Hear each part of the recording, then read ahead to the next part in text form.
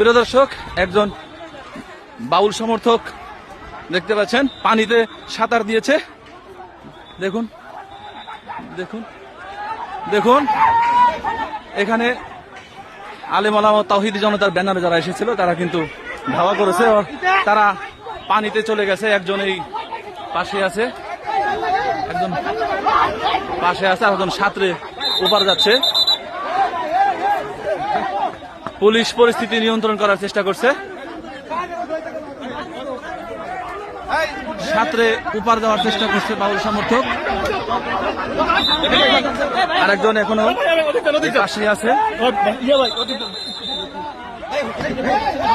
সে কিন্তু নড়ছে না, সেখানেই দাঁড়িয়ে আছে। তার উপরে ধুলা সহ ময়লা ছুড়ে ফেলা হচ্ছে।